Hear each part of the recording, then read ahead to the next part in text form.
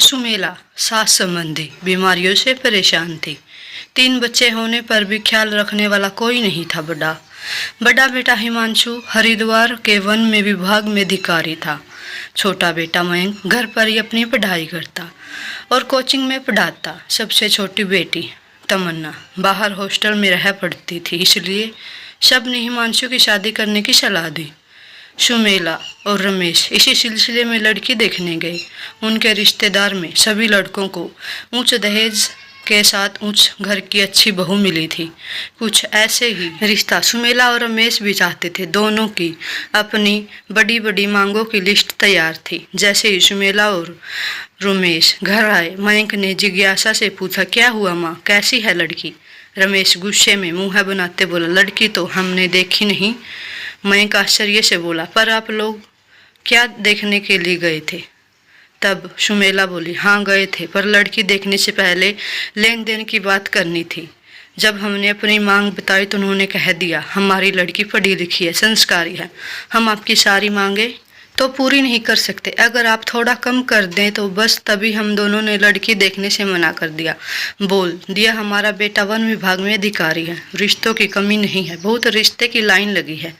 फिर वो कुछ न बोल सके और हम दोनों वहां से निकल गए। मयंक निराश होकर बोला, ओहो माँ, पिताजी आप दोनों लोग क्यों नहीं समझते, दहेज से ज्यादा अच्छी लड़की जरूरी है। ये सुनकर मयंक के पिता गुस्से में बोले, अच्छा तो तुम्हारे भैया हिमांशु की नौकरी के लिए जो लाखों रुपए खर्च लगाए हैं वो उसका क्या? तुम इन मामलों में न ही बोलो तो अच्छा है, क्योंकि तुम्हारी तो सरकारी नौकरी है। नहीं तुम्हारे भाई की तरह इतनी बार बोले, भाई की तरह रुपए लेकर कोई अच्छी सरकारी नौकरी ले लो, हम दे रहे हैं ना रुपए, पर तुमने तो जिद पकड़ रखी है, खुद ही मेहनत से नहीं नौकरी कारोबार देखने हैं। कैसे करते हो सब?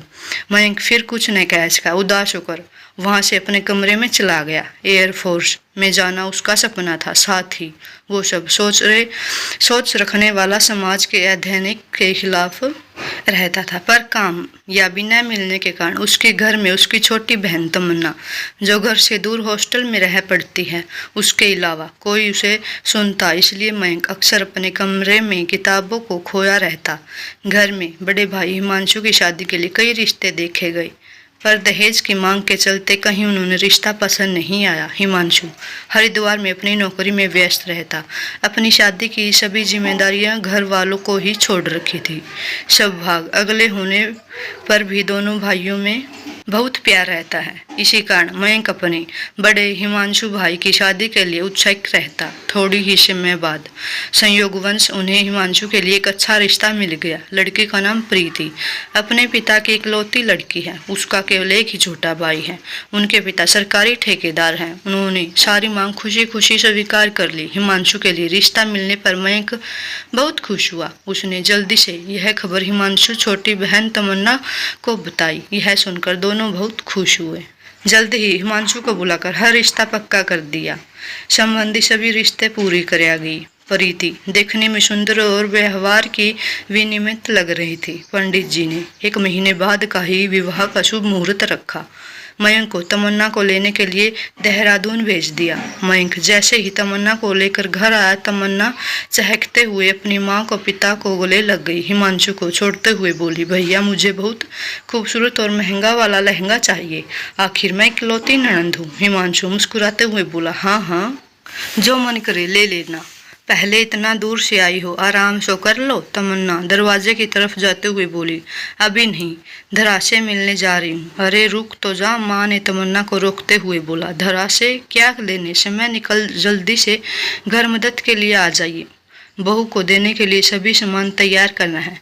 मेरी तो कुछ समझ ही नहीं आया था। अब धरा समझदार लड़की थी, वो सब अच्छे से कर लेगी। तमन्ना ने कहा, हाँ हाँ ठीक है। माँ बोली, ये अपनी सहेली धरा को तो कभी नहीं बुलाती, आखिर धरा भी गुणवान, जिला टॉप किया है। धरा का एक है कौन, माँ को तो बचपन में चली गई, बस उसके पिताजी मास्टर हैं। घर में रिश्तेदारों का आना जाना भी शुरू हो गया। तमन्ना शादी के लिए खरीदारी करने के लिए अपने पिता और दोनों भाइयों के साथ बाजार गई हुई थी। सुमेला एक अलग कमरे में प्रीति को देने के लिए कपड़े, गहने और ऐसी कई सामान फैला कर बैठी थी। उन्हें समझ नहीं आ रहा था बहू के लिए कौन कौन सा सामान और कपड़े सही होंगे। तभी सुमेला के कान में आवाज़ आई, नमस्ते मौसी जी। सुमेला ने मुड़ कर देखा तो धरा कमरे के दरवाजे के पास खड़ी थी। धरा को देख सुमेला के चेहरे पर खुशी आ गई। वो बोली, अच्छा हुआ तुम आ गई। धरा, मुझे तो कुछ समझ नहीं आ रहा, तुम ही बताओ क्या करूं शगुन में। बहू को धरा ने कहा, अरे मौसी जी, इनमें अच्छा परेशान होने की क्या बात है। वह बताते हुए धरा ने कुछ ही समय में साड़ी, श्रृंगार और गहने एक अलग जगह बोली, ये लो मौसी जी, ये सब सामान भाभी जी को जरूर पसंद आएगा। सुमेला की चिंता भी दूर हो गई। वो खुशी से बोली, धरा तुमने तो मेरी परेशानी ही खत्म कर दी। तभी तमन्ना वहां आई और धरा को देख खुशी से गले लग गई। तमन्ना बोली, चलो अपने खरीदे हुए कपड़े और सामान दिखाती हूँ। इतना बोलकर धरा का हाथ पकड़ अपने कमरे में ले गई। शादी का दिन भी आ गया। सभी लोग बारात में जाने के लिए तैयार हो रहे थे। धरा तमन्ना को तैयार कर रही थी। तभी मयंक हाथ में अपनी शेरवानी ले इधर उधर बोलते हुए घूम रहा था। कोई मेरी शेरवानी का बटन टांग तो पता कैसे निकल गया। ये सब अपने सजने और काम में बहुत व्यस्त है, इसलिए सब ने यह बोलकर किसी और से करवा लो टाल दिया। तब तमन्ना मयंक के पास गया। धरा यह तमन्ना के बाल बना रही थी। मयंक ने तमन्ना से बोला, पर तमन्ना ने बोला, हो भैया मैं भी तैयार हो रही हूँ। मयंक उदास होकर बोला, ठीक है मैं ऐसे ही पहन लेता हूँ। धरा ये देखकर बोली, हम लगा देते हैं बटन। यह सुनकर मयंक एक टक धरा को देखने लगा। तभी तमन्ना बोली, हाँ धरा कर देगी। मयंक ने शेरवानी धरा को दे दी।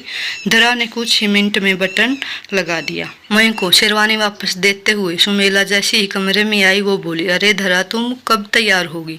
धरा बोली, हाँ मौसी जी बस जा रही हूँ। धरा जैसे ही तैयार होके आई सब लोग देखते ही रह गए। सादगी में रहने वाली धरा ने पहली बार इतना मेकअप किया था। जो बाल हमेशा बंधे रहते थे वो रेशम से खुले धरा की सुंदरता में चार चांद लगा रहे थे। मयंक की तो नज़र ही नहीं हट रही थी धरा से। तमन्ना धरा को देख आश्चर्य से बोली, इतना महंगा लहंगा पहनकर भी इतनी सुंदर नहीं लग रही जितनी तुम अपने सूट में लग रही हो।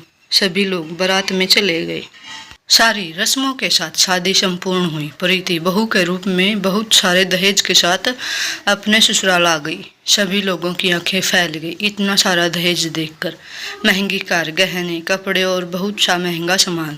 तभी सभी लोग सुमेला और रमेश की इतनी अच्छी बहू मिलने की बधाई दे रहे थे। प्रीति घर में सभी के लिए कीमती उपहार लेकर आई थी। तमन्ना भी प्रीति से मिलकर बहुत खुश हुई। धीरे धीरे सभी मेहमान जाने लगे। शादी के 3 दिन बाद हिमांशु को अपनी नौकरी पर जाना पड़ा। शादी के कारण बहुत छुट्टी ले चुका था। सुमेला हिमांशु के जाने की खबर सुन हिमांशु के जाने के लिए सामान रखने लगी। प्रीति भी अपना सामान बांधने लगी। ये देख सुमेला बोली, अरे बेटी तुम क्यों सामान बांध रही हो। प्रीति बोली, हिमांशु जी के साथ जाने के लिए। ये सुनकर सुमेला चौंक गई। सुमेला बोली, लेकिन बहू अभी तो शादी के 2 दिन ही हुए हैं, कुछ दिन तो हमारे पास रुक जाओ, फिर हिमांशु के साथ चले जाना।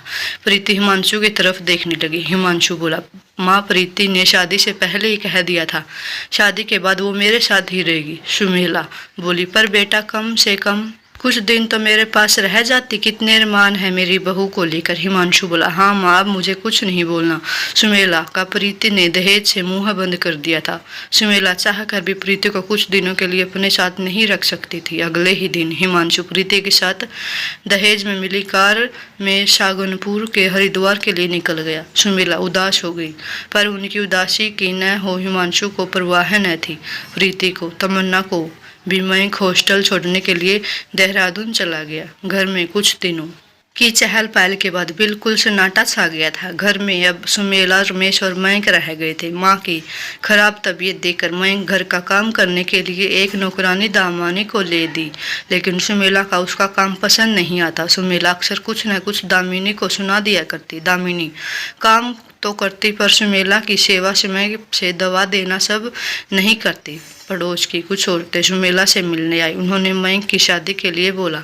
सुमेला बोली, अब तो मुझे बहू से कोई उम्मीद नहीं थी, समय बदल गया, आने वाली बहू को बस अपने पति से ही, परिवार से नजर नहीं आता। सास ससुर कोई मतलब नहीं है। अब वो जमाना गया जहाँ बहू सास की सेवा करती। आजकल तो बहू होने का दायमित बाह्य बिना ही सेवा में कमी निकाल देती है। वो मुझे अपनी बेटे की तरह नहीं समझती। करीब 1 साल ऐसे ही बीत गया। प्रीति और हिमांशु मेहमानों की तरह आते, कुछ दिन रुक कर वापस चले जाते। हिमांशु ने भी फौज में भर्ती का परीक्षा दिया और आगे की तैयारियां में लग गया। पर माँ पिताजी की सेवा और पढ़ाई दोनों साथ करना मुश्किल हो रहा था। सुमेला के अरमान दिल में ही रह गए। एक दिन धरा के पिता मास्टर जी धरा की शादी का कार्ड लिए घर आए। उन्होंने सुमेला और रमेश को कार्ड देते हुए बोला, आप सभी लोग शादी में जरूर आइए। मैं मन ही मन धरा को पसंद करता था। धरा की शादी की खबर सुन वो उदास हो गया। तमन्ना भी परीक्षा के चलते धरा की शादी में नहीं आ सकी। धरा की शादी वाले दिन सुमेला की तबीयत ठीक न होने के कारण सुमेला और रमेश शादी में नहीं जा सके। सुमेला ने मयंक को बोला, मास्टर जी खुद घर आकर कार्ड देकर गए हैं, कम से कम तुम ही चले जाओ। मयंक उदास मन से तैयार होकर शादी में चला गया। मयंक के बाद सुमेला और रमेश एक साथ बैठे बातें करने लगे। रमेश ने बताया कि प्रीति के पिताजी ने मयंक के लिए एक बहुत अच्छा रिश्ता बताया है, बस मयंक की नौकरी लग जाए। यह सुनकर सुमेला ने पूछे, बड़े बेटे की शादी की तैयारियां कर इतना दे सकते हैं सब सामान? रमेश बोला, हाँ, वो बड़े घर की लड़की है, हिमांशु से ज्यादा ही सामान मिलेगा। ये सब सुन सुमेला का चेहरा खिल गया। थोड़ी ही पल में उसकी आंखों के सामने गहने, कार जैसी कीमती चीजें घूमने लगी। थोड़ी देर बाद दामिनी आई। आज मयंक की शादी की बात सुन सुमेला खुश थी। उसने दामिनी को कुछ बुरा भला नहीं कहा। दामिनी ने सारा काम जल्दी से खत्म कर दोनों के लिए खाना लगा दिया। वो जैसे ही खाने के लिए दरवाजे की घंटी बजी, सुमेला ने दामिनी से कहा, लगता है मयंक आ गया। दामिनी ने दरवाजा खोला तो सामने का दृश्य देख चौंक गई। दामिनी ने सुमेला को आवाज लगाते हुए बोला, मालकिन जल्दी आओ। सुमेला और रमेश हाथ में पकड़ा हुआ नहीं वाला थाली में रख घबरा कर दरवाजे की तरफ गई। उन्होंने देखा मयंक और धरा गले में फूलों की हार पहने खड़े थे। सुमेला आश्चर्य से बोली, ये क्या मजाक है? मयंक तुम तो धरा की शादी में गए थे न, तो धरा को यहाँ क्यों लेकर आए हो? सुमेला एक के बाद एक सवाल की बौछार किए जा रही थी। मयंक को जवाब देने का मौका नहीं दे रही थी।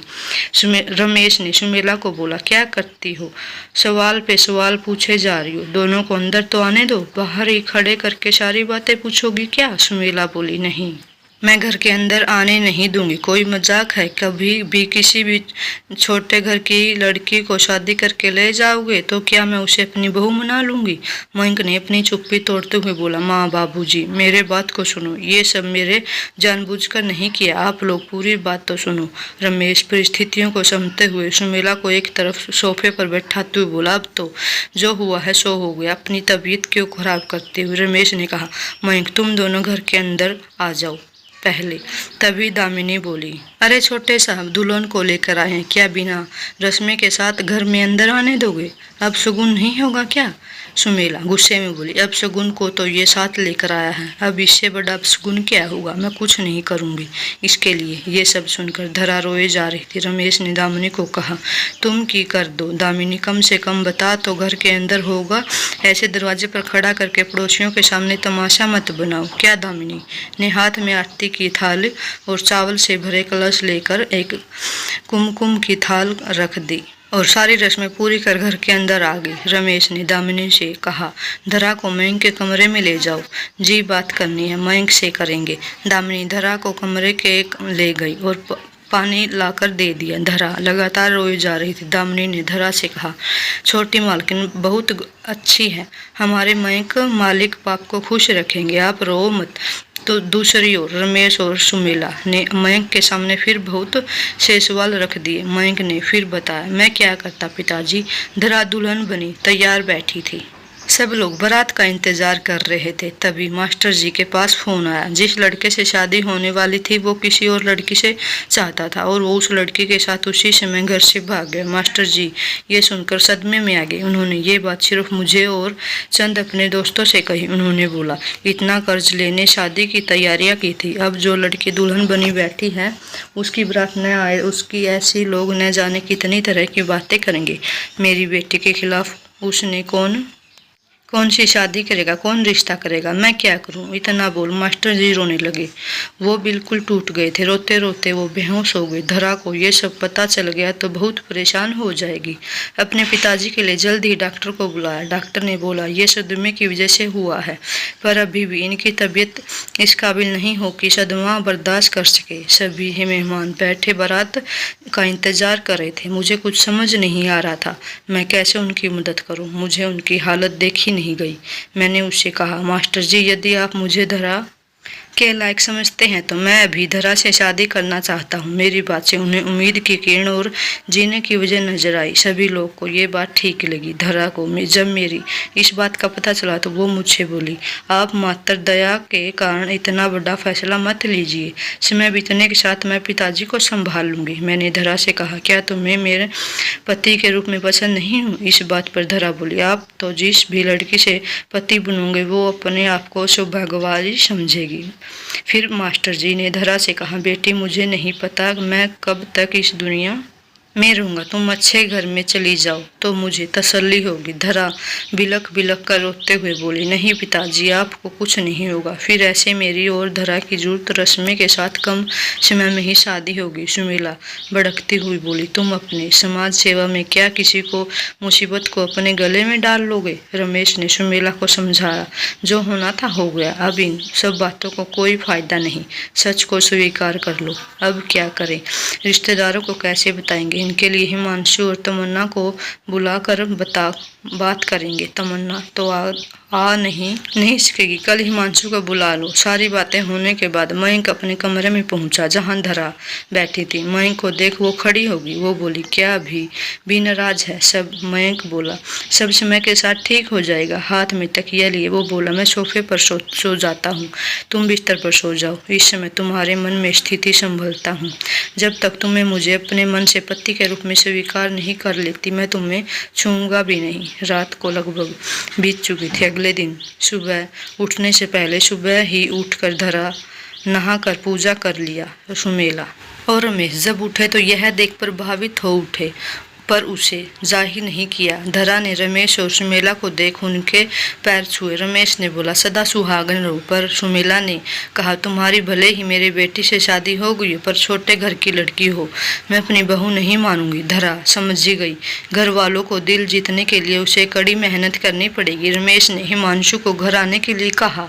रमेश ने तमन्ना को जब तक परीक्षा न हो जाए तब तक कुछ न बताने को कहा। उसका ध्यान फिर परीक्षा में नहीं रहेगा। हिमांशु और प्रीति के आने पर सारी बातें बताई। प्रीति बोली, ये क्या, इतने छोटे घर की लड़की, इस घर की छोटी बहू। सबने सही कहा, एक पार्टी रख कर देते हैं, सभी रिश्तेदारों को बुलाएंगे। तमन्ना की परीक्षा 1 हफ्ते के बाद खत्म हुई, तभी का समय सही रहेगा। परीक्षा के बाद सब तमन्ना घर आई, सारी बातें पता चल गई। वो खुशी से उछल उठी। धरा उसकी सहेली, उसकी भाभी बन गई थी। बहुत शानदार पार्टी हुई। सभी लोग धरा की सुंदरता की तारीफ कर रहे थे, जिसे प्रीति को बहुत जलन हो रही थी। बेहद गहने और महंगी साड़ी पहनकर भी प्रीति धरा के आगे फीकी लग रही थी। पार्टी खत्म हुई। सुमेला बहुत ताने मारती धरा को, प्रीति भी बात पर आने अपने लाए हुए दहेज का घमंड करती, ताने मारती। धरा किसी की बात का बुरा नहीं मानती। तमन्ना को ये बिल्कुल अच्छा नहीं लगता, वो प्रीति को सुना देती। धरा ने जल्दी ही घर की जिम्मेदारियां संभाल ली। सुमेला की दवा और सेवा से धरा ने कोई कमी नहीं छोड़ी, पर सुमेला के मुंह से छोटे घर की ताना कभी नहीं बंद की। खाने में कभी निकालती, पर सबसे छुपाकर घर वालों के हाथ भर खार कई बार खाया करती। सुमेला की तबीयत अब पहले से बहुत अच्छी हो गई थी। धरा सुमेला के साथ या पैर भी दर्द हो तो अपने हाथों से दबाती, पर प्रीति ने कभी सुमेला को क्या किया, किस चीज के लिए दवा चली गई, पर पति नहीं था। डॉक्टर भी सुमेला के स्वास्थ्य के सुधार को देखकर ऐसे ने मयंक ने बहुत सहयोग किया। समय के साथ मयंक का प्यार धरा को महसूस होने लगा। दोनों एक दूसरे के साथ पति पत्नी के रूप में रहने लगे। लगभग कुछ समय बाद मयंक का एयरफोर्स में नाम आ गया। उसने परीक्षा पास कर ली। अब मयंक की ट्रेनिंग के लिए जाना। तमन्ना भी उस साल पढ़ाई पूरी हो गई थी। अब घर में तमन्ना के साथ रहती। धरा का मन लगता रहता। मयंक ट्रेनिंग पर जाना, धरा से इतने दूर रहने का गम था। ही साथ धरा का नौकरी मिलने की खुशी थी। प्रीति की हिमांशु आते ही धरा बहुत अच्छे से उनकी सेवा करती, पर प्रीति के मन में धरा के लिए कभी सम्मान और प्यार नहीं आया। ट्रेनिंग के पूरी होने के बाद मयंक घर आया। पूरा घर मयंक के पास बैठा था, सब खुश थे। मयंक ने बताया उसकी पोस्टिंग जोधपुर में हुई। तब तमन्ना खुश होकर बोली, अब तो धरा भाभी भी साथ जाएगी। ये सुन प्रीति जल गई। वो क्यों साथ जाएगी? माँ जी का ख्याल कौन रखेगा? ये सुन तमन्ना हंसने लगी। वो बोली, आपको कब से की तबीयत की परवाह होने लगी? आपको ये भी पता है कि माँ की बीमारी क्या है? धरा भाभी आपके बाद आई, उन्होंने सिर्फ भैया को ही नहीं पूरे घर को अपना माना है। ये सुनकर जैसे ही आग में किसी के घी डाल दिया, वो ही प्रीति भड़क गई। गुस्से में वो बोली, ट्रकों में भर कर दहेज लाई थी, सारी मांगे पूरी की थी मेरे पिताजी ने। तमन्ना कहाँ चुप रहने वाली थी, वो भी बोल पड़ी, उसी दहेज की मांग करने की ही तो सजा मिली है। जो माँ पिताजी को एक भी दिन बहू का सुख नहीं मिला, आज तक आपके हाथ में बना खाना तो दूर पानी भी नहीं पिया होगा। माँ ने अपनी बीमारी रही, मयंक भैया उनकी सेवा करते रहे, इतनी मजबूर में भी एक दिन माँ के पास नहीं रही। परिवार को सम्मान को नहीं संभाल की जरूरत होती है, जो अपने पास खुद नहीं है दूसरों को क्या दोगे? हिमांशु ने तेज आवाज में बोला। तमन्ना अपनी भाभी से कैसे बात कर रही हो? तमन्ना बोली, भैया जब शादी के तुरंत बाद प्रीति आपके साथ रहने जा रही थी तो धरा भाभी इतने सालों के बाद क्यों नहीं जा सकती? धरा ने तमन्ना को चुप कराते हुए बोला, नहीं मैं खुद नहीं जाना चाहती। मेरी माँ मेरी बचपन में ही गुजर गई थी, अब जो माँ मिली है मैं उन्हें छोड़कर कहीं नहीं जाना चाहती। ये सुन सुमेला का दिल पसीज गया, पर वो कुछ न बोली। प्रीति गुस्से में पैर पटकते हुए अपने कमरे में चली गई। एक रोज रमेश के छोटे भाई के पोते का जन्मदिन था। रमेश और तमन्ना दोनों जन्मदिन पर तमन्ना के चाचा के जिसके मेरठ चले गए। घर में धरा और रमेश अकेले थे। अचानक नहाने के बाद सुमेला जैसे ही निकल रही थी, उसके पाँव में चोट आ गई। गिरने की आवाज धरा भाग कर आई। माँ की हालत देखकर चौंक गई। उसने सुन जल्दी से सहारा दे माँ को उठाया। सुमेला कुछ भी नहीं बोली पा रही थी, बस आंखों में दर्द को कुराह रही थी। फिर सबसे पहले मयंक को फ़ोन किया। मयंक ने कहा, तुम एम्बुलेंस को फ़ोन करो, मैं आज ही निकलता हूँ यहाँ से छुट्टी लेकर। धरा ने एम्बुलेंस को फ़ोन किया, फिर रमेश को फ़ोन कर सारी बातें बताई। वो लोग रास्ते में ही थे। रमेश ने हिमांशु को फ़ोन किया तो हिमांशु ने कहा, पिताजी ऑडियंस आई है, मैं नहीं आ सकता, जितने रुपए की जरूरत तो बता देना, हम 2 दिन में आ जाएंगे। हिमांशु की बात सुन रमेश का मन बहुत दुखी हुआ। वो मन ही मन सोचने लगा, नौकरी आज तो उसे अपनी माँ से भी ज्यादा प्यारी होगी। उसका मन भी नहीं घबराया। माँ की हालत बेकरार की सुनकर रमेश और मयंक सबको अपने आने की बहुत समय लगा। धरा एम्बुलेंस आते ही माँ को हॉस्पिटल पहुंचाया। डॉक्टर ने कहा, जान को खतरा नहीं है, पर चोट बहुत गंभीर है। उन्होंने बताया, हाथ की हड्डी का ऑपरेशन करना होगा। धरा हॉस्पिटल के सभी औपचारिक पूरी करके माँ की भर्ती करा दिया। रमेश और तमन्ना शाम को पहुंचे। धरा ने सारी बातें बताई। धरा ने बहुत अच्छे से सब संभाल लिया। सभी लोग अस्पताल में ही थे। अपनी सास की सेवा में कोई कमी नहीं छोड़ी। पूरी रात जागी रही। अगले दिन मयंक आ गया। मयंक सीधे हॉस्पिटल में आया और माँ को देखने के लिए उत्सुक होने लगा। रमेश ने बोला, बेटा तू इतनी दूर से सहारनपुर आ गया और इतनी पास हरिद्वार तेरा भाई है, नहीं आया? उसे तो अपनी माँ की कोई चिंता ही नहीं। मयंक बोला, पिताजी बहुत मुश्किल से छुट्टी लेकर आया हूँ, छुट्टी नहीं मिल रही थी। ऑपरेशन के बाद सुमेला को अलग कमरे में रखा गया। थोड़ी देर बाद जब उन्हें होश आया तो सबको सामने देख हिमांशु और प्रीति नहीं आई। मयंक ने कहा, अरे माँ, भैया तो जिद कर रहे थे आने की, मैंने ही कहा जब मैं यहाँ हूँ तो आपका क्या काम? रमेश की आंखों में आंसू आ गए। धरा और मयंक ने तमन्ना और पिताजी को घर आराम करने के लिए भेज दिया। 5 दिन सुमेला को अस्पताल में भर्ती रहना पड़ा। धरा घर का काम करती और रात को अस्पताल में जाती। तमन्ना पिताजी का ख्याल रखने के लिए उनके साथ रहती थी। रात में सोने के कारण धरा की तबीयत ठीक नहीं रही। 3 दिन बाद हिमांशु और प्रीति आई। रमेश ने कहा, अब बड़ी बहू आ गई है, एक रात तो रुक जाएगी सुमेला के पास। प्रीति बोली, मैं सफर में थक कर आई हूँ और रात में भी जागना।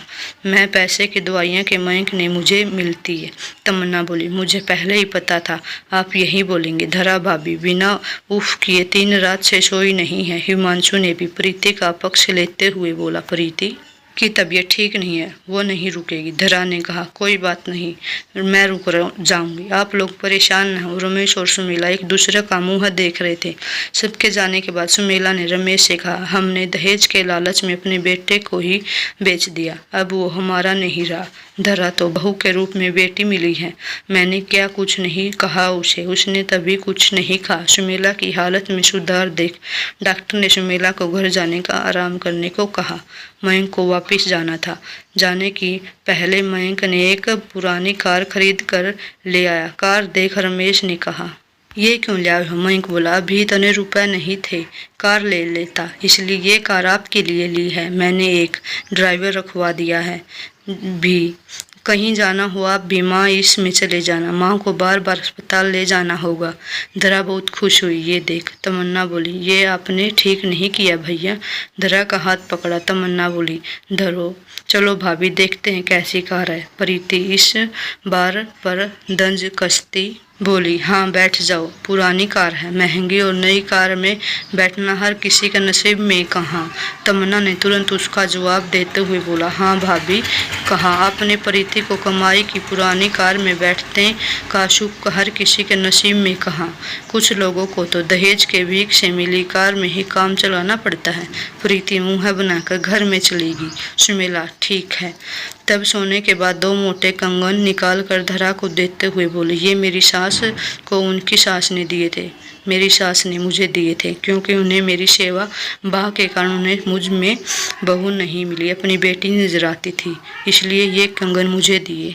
अब ये तुम्हारे देना चाहती हूँ, मुझे माफ़ कर देना, मैंने तुम्हें बहुत भला बुरा कहा। धरा को सुमेला ने गले लगा लिया। उसे अपनी गलती का एहसास हो गया। मयंक जब जाने के लिए तैयार हुआ तो माँ ने धरा को भी मयंक के साथ जाने के लिए बोला। धरा के मना करने पर भी माँ ने कहा, बेटा तुम्हें भी अपना जीवन मयंक के साथ ही खुशी खुशी बिताना चाहिए, कुछ समय मयंक के साथ और कुछ समय अपने ससुराल में बिताते रहो। समय बीतने के साथ साथ तमन्ना की शादी हो गई थी। हिमांशु की तरह मयंक का भी एक बेटा जो अपनी दादी दादा से बहुत प्यार करता था। हिमांशु और प्रीति दोनों के अलग घर बनवा के अलग रहते थे, घर बहुत कम आते थे। धरा को पाकर सुमेला और रमेश की सोच बदल गई थी। बहू ऊंचे और बड़े घर की नहीं बल्कि ऊंचे गुणों और सोच वाली होनी चाहिए। धन्यवाद दोस्तों। अगर आपको मेरी कहानी पसंद आई हो तो चैनल को सब्सक्राइब और वीडियो को लाइक करके जरूर जाएं। धन्यवाद।